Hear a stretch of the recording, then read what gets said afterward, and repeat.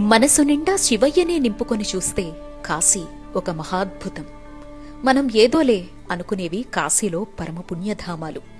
మనం ముక్కున వేలేసుకునేవి ముక్కోటి దేవతల ఆవాసాలు. తెలుసా మీకు? అందుకే కాశీని మనోనేత్రంతో మాత్రమే చూడాలి.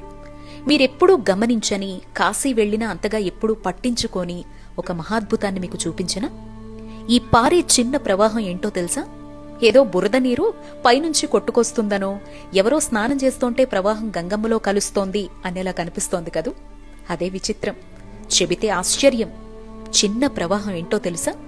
ఈ భువన భాండాల్ని పాలించే ఆర్తత్రాణ పరాయణుడు సాక్షాత్ శ్రీ మహావిష్ణువు స్వేదం అంటే చెమట ఇక్కడొక చిన్న ప్రవాహంగా మనకు కనిపిస్తోంది. మణికర్ణిక దగ్గరున్న విష్ణుకుండం నుంచి వచ్చి గంగమ్మలో కలుస్తోంది. మణికర్ణికలో మనం దర్శించాల్సిన మరో ప్రదేశం విష్ణుకుండం. సాక్షాత్ శ్రీ మహావిష్ణువు తన సుదర్శనంతో ఇక్కడ నీటి కుంటను తవ్వాట. ఆ క్రమంలో తన స్వేదమే ప్రవాహంగా మారిందిట. సతీదేవి చెవి పోగులు మణికర్ణిక అంటే చెవి ఆభరణం పడ్డటువంటి ప్రదేశం ఇది. అవి తీసి శివయ్యకివ్వాలనే తపనతో శ్రీ మహావిష్ణువు తన స్వేదంతో నిండేంత శ్రమపడి సుదర్శనంతో తవ్వినా చెవి పోగులు ఇప్పటికీ దొరకలేదుట.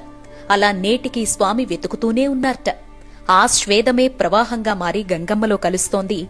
ఆ కుండమే విష్ణుకుండం. కనుక మణికర్ణిక స్నానం తర్వాత ఈ కుండాన్ని దర్శించిన, ఆ స్వేదాన్ని తాకిన మన జన్మ ధన్యమే. జై కాశీ, దివ్యకాశీ, భవ్యకాశీ.